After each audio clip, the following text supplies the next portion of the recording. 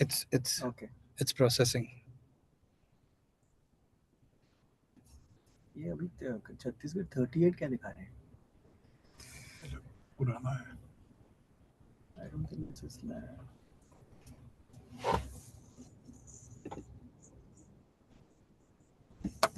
Hello and welcome to another Outlook election discussion. There have been some surprises from the trends that we have as of now. Nobody gave, I think, BJP so many seats in Madhya Pradesh. A fantastic showing in Madhya Pradesh.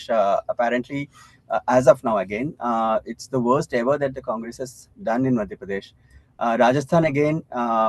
Nobody gave BJP, at least many of the exit polls and the journalists were traveling. There's such a easy win in some ways. I mean, it was supposed to be a close fight. That has not happened. Telangana, of course, Congress was slated to win. I think they are going ahead with that there. Chhattisgarh has been also a surprise in some ways that it was supposed to be a close fight. Again, it seems like BJP is making the government there too. So we have what we thought was, we'll have this discussion. Our reporters who went to these states to cover the elections in the regions that they traveled in, to find out what they when they went there, what they found, and now what the results are showing. So that's basically the theme of this discussion. I have with me Abhik, who traveled in Madhya Pradesh. Rakhi Bose. She's traveled in Chhattisgarh. We have Anisha Reddy joining us from Hyderabad, who did Telangana, and Shreya had gone to Rajasthan. Shreya is joining us also live here. So, Abhik, if I can begin with you, Madhya Pradesh seems to be the biggest surprise of them all, and Yes. Particularly in the areas that you traveled in, in Malwa and in others there, your reports. I mean, it seemed to say that it's going to be kind of close. It's going to be a tough contest, but the results are a bit, they are completely otherwise. So what is your, where do you think, when you spoke to the people, what did they say, and why do you think the results are these? But as you rightly said, it's quite surprising for us because in Malwa-Nimba region, as we even said, that in Malwa-Nimba region there are 88 seats. Last time Congress performed very well; they got around 45 seats over there, and this time Congress is just till now, as per the data says, Congress is down to 22. Yeah. Where Bajpa has already gone up 25 seats, now having 65 seats. So what happened? It's a mostly Adivasi-dominated region, And this region has been deciding this region has been playing the decisive role in the elections for the last 20 years. So since 2003 to 2018, if you look at it, it has been a BJP's bastion. But before 2003, it was Congress's bastion. But in 2018, Congress gained here. But what happened in between these 5 years? What we feel when I was in the ground, then what we saw that Ladli Behn Yojana that Shivraj Singh Chauhan announced in January, and then in August he increased the amount to 1250 rupees, a monthly stipend for the woman. So in this case, what we found that it's perhaps this Ladli Behn Yojana, Ladli Lakshmi Yojana that actually affected Adivasis in real terms. And another point that I have to mention, that agricultural distress and water crisis have been a big issue for the Adivasi region. And when Kamal Nath ji came up with this statement that we're going to increase the minimum support price and other things, parallelly, Shivraj Singh Chauhan came up with the counter claims. So we think these are the parts that actually women and farmers certainly in the last few months supported Bajpa. Yeah. In Raki, you traveled in the Bastar region in Chhattisgarh, Right. and there again, the what you found from the reports that you did at that time seemed that it's going to be not so easy for the BJP, but the results here again are the other Right, way. It's right. contrarian to. And in last I saw, I think Bastar out of 12 seats, I Right. think BJP was leading in 10, Around 9 or 10, yeah. 9 or 10. Yeah. So what is the? What do you think went? Against what you saw there? So Satish, like you said, in the last 12 seats, last year all 12 have been, 11 seats were won by Congress, and then one more seat went to them after the death of a sitting MLA there, who was a BJP MLA. So, but then what happened this time, I think there was a bit of anti-incumbency, which I think we are seeing across Chhattisgarh. There has been a sense of anti-incumbency against the Bhupesh Baghel government, and there have been a lot of allegations of corruption that have kind of come out in the last few say months in the run up to the elections. Yeah. The PSC scam, the alleged Mahadev app scams, lack of implementation of welfare schemes. For instance, there were a lot of welfare schemes that the Congress did. For instance, the Godhan buying Imli and buying Tedupatta from the tribals at lower rates. But actually, when we traveled, I kind of found that not a lot of these services are reaching these places. So that was one factor, right? There is this narrative of development versus, what is development for tribals, and the entire Bastar region had been seeing protests for I think nearly 2 years now. We started with Silgir 2 years ago, and it seems that there was this whole attitude that the Congress government didn't take it very seriously, didn't take the protests very seriously.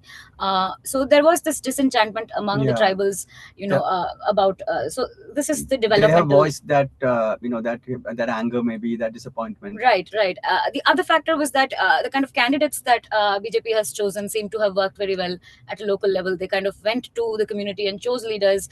Some of them are known faces, some of them are new faces. So there was a good mix of kind of representation in the tribal districts. And another thing that actually worked both in Narayanpur and beyond was the conflict between Christian tribals and non-Christian tribals. That narrative seems to have favored the Bharatiya Janata Party, because there was a lot of disenchantment among large sections of Adivasi populations, both Christian as well as non-Christian, who were not supporting Congress, who kind of thought that the Congress is not doing enough to put a stop to this. So these are the factors that seem to have. Shreya, you also traveled to because our one of the focus in our run up to the elections, the themes that we tackled were tribals, Adivasi issues in various states. That's why we chose these areas to go to. Shreya, you also traveled to in Rajasthan, the tribal belt there. And what did you see there, and at the time of before the elections when you were traveling there, and what does the results show? Well, sir, when I went to the tribal area, then it was kind of there's a level of confidence with the Bharat Adivasi Party, which had a split from the BTP early this year, that they would be winning, and actually mainstream parties were kind of a little fearful, because their rise in the politics of Rajasthan kind of pushed BJP and Congress to make multiple visits to the tribal belt. But unexpectedly till now, according to the early trends, the Bharat Adivasi Party has only won 2 seats, where we can see Rajkumar Roat, who was already the sitting MLA of Chorasi, he's again leading, and that there's one more seat, Umesh Meena, if I'm not wrong, who's leading the seat from Aspur. But Kantilal Roat, who also had an interview with Outlook, he was pretty confident in the fact that he will also win a seat, because he actually has a very good hold over the Dungarpur district, and he's the biggest leader of the Bharat Adivasi Party. But as we can see, it is the Indian National Congress, like the Congress, which is now leading in the tribal belt. So I think the trends have kind of taken a turn there also. So I think we have to kind of wait for the final results to come. And overall in Rajasthan, if you actually see it, I think it has again maintained its anti-incumbency trend, with the BJP again coming back, and actually coming back with a lot of margin. Like, I think compared to last year, it's nearly 70 seats up, while Congress has gone down by 30.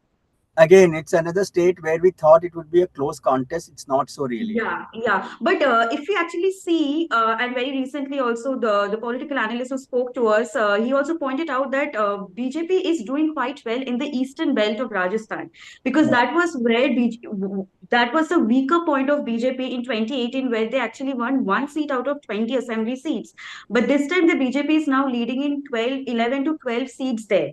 So if we actually say that the close contest is perhaps there, but it's in the western part of Rajasthan. But in the eastern part is where the BJP is kind of leading, and that overall adds on to the BJP's higher number in the elections. Correct. Anisha, as you just heard, Abhik was talking about, the welfare schemes in Madhya Pradesh, which seems to have worked, like the Ladli Yojana, even in Rajasthan, the schemes that they have promised. But in Telangana, the KCR's BRS party schemes, they did seem to be working.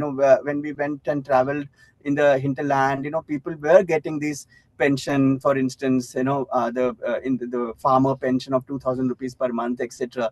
Then why do you think, such a backlash? so much so that KCR himself is trailing the last we saw. Yeah. So I think, yeah, even when I traveled, I did see that the welfare schemes were reaching the beneficiaries, but there were still a lot of problems with the welfare schemes. Like, it's almost 10 years now since BRS has been in power. And even if not initially, towards the last few years, that problems have been pointed out. Like, for example, this Raitu Bandhu scheme for farmers, it is very, like, it was lauded a lot and it has reached farmers, but it has not reached the tenant farmers, which comprise about 80% of the total farmers in the state, and that's a huge number, and they are very vulnerable.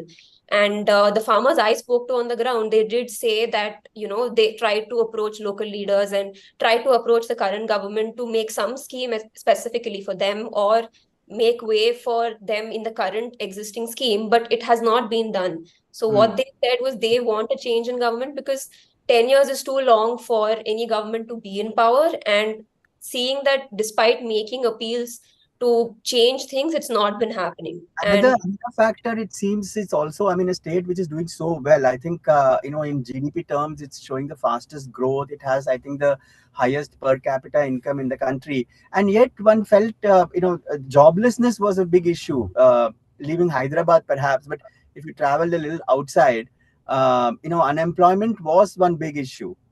Yeah, it was a huge issue because that was the basis on which the state was formed. People fought for equal rights to employment opportunities. They thought, okay, if a separate state of Telangana was carved out, they will have better access to opportunities than when Telangana was part of Andhra Pradesh.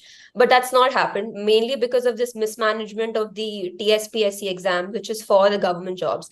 And this mismanagement is at the administrative level. There have been many failures regarding delays, postponements and everything, which is why people who were waiting for a job in 2014 are till now waiting for a job. So it's almost 10 years. There are no more students. They have lives. Many of them had to go back, were forced to go back to their villages. Girls were married off. So it seems like too high of a price to pay if like KCR was to come back again. So they are looking for someone change there, I think. Yeah, definitely. It's incumbency which has got them. Yeah. Thank you very much. And just to remind the viewers once more, you have a point to make? Yeah, I just want to add one thing, Satish, because as we are talking about Malwa-Nima region and Adivasi region, one, we have to just take into consideration the Sindhia belt, the Chambal Gwalior belt, because since Sindhia joined Vajpayee, since then most of Sindhia loyalists lost assembly by polls.